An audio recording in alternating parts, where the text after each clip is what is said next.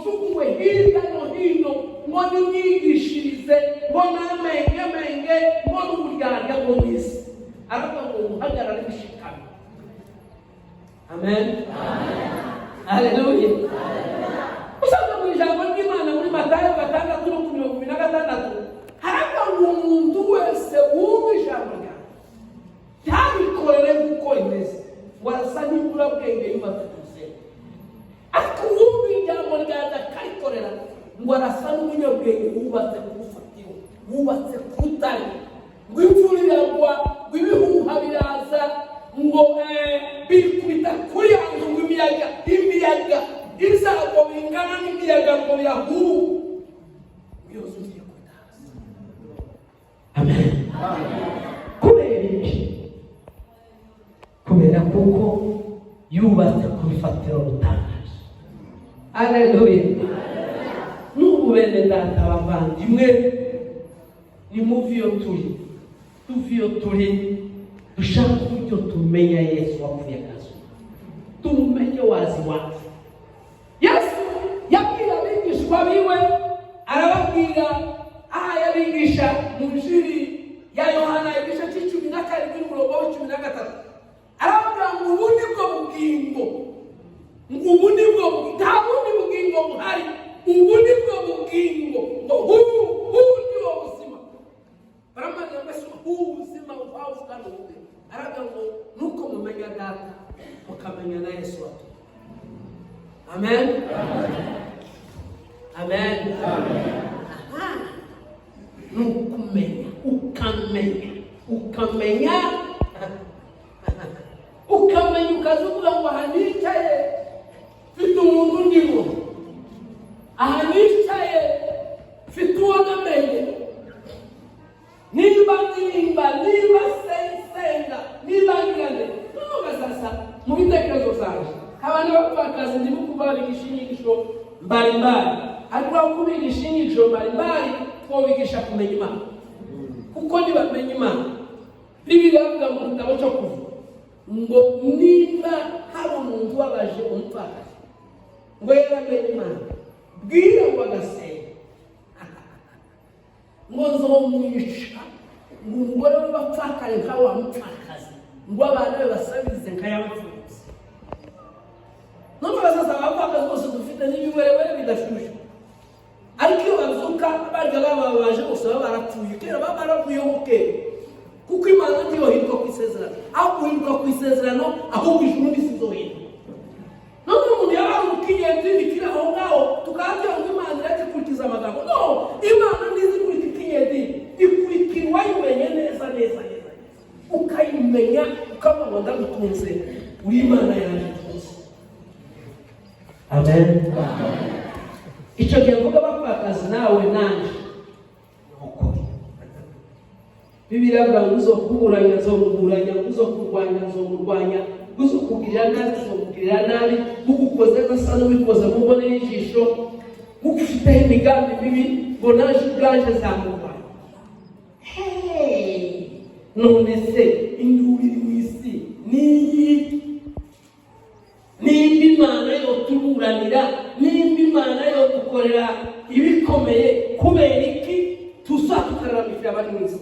Biduhagarare yonyine, ihaguruke ibe umutabazi wacu, bigaragare. Amen. Hari kandi Imana yankoreye umunsi umwe ndazibagirwa by'ukuri. Jewe nyine kuva nemeye 62 kugeza none kuvuga butumwa, n'umupasiteri uvuga butumwa, n'umushumba wumva no gukora kandi sinobonera ndavuze ngo imbere y'Imana ni yawe subhana, kandi sinokora ikinebwe. Ejo bundi baramuhaye bw'amezi 3, nemeza abapagani bari mu muhanda bose ntabagezeho. Ejo bundi bambuye umuhanda wo ku Munini mu Karingi, ku mugoroba wose kagenda senga izumurya. Moshike bro mwana sanga ntibazabije umukerera, ntibazabije umugoroba, ntibazabije ku mizisi. Ndareba ndabona indangaza ndibibe, ndababaye inyuma. Reka jewe namugeza mbona mu makanisa abantu barasaze. Dusengere uramuze.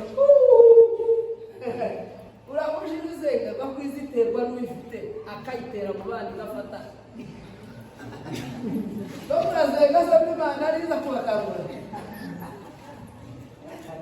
reka zabisekera gaga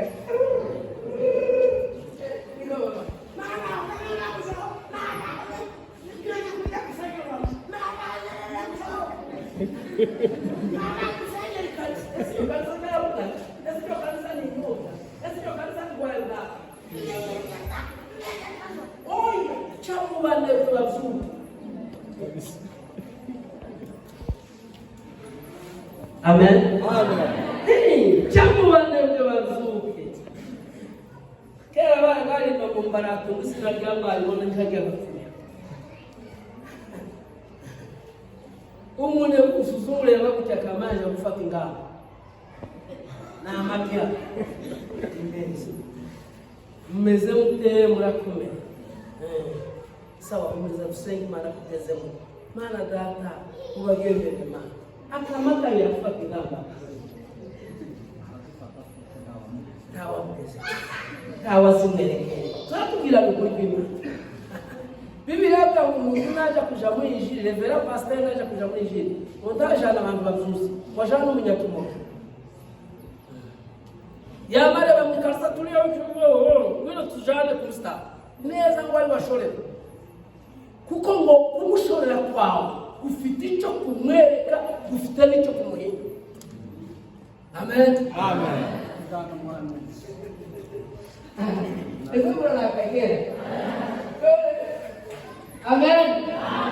Wala kumdami tikana ngombe kuturi kumu. Ni maalu mama changu papuza wiba wabazini. Nuza kumstara nuna tukule.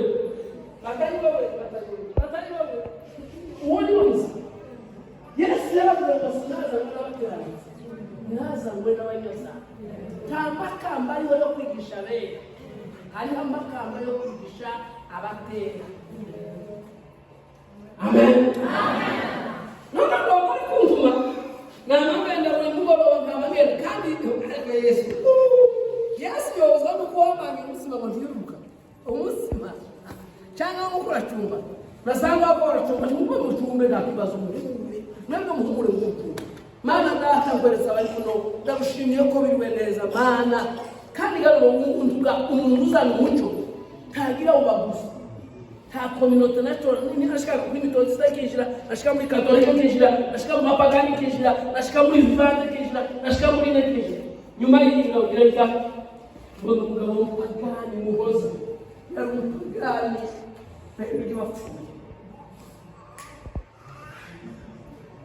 badala tuze bayisenga nemerima Imana igumushaka ndamusenge wagira mezane afatwa na kansera ariko umunsi wo gupfa aya ngo irasamba arabona bashaka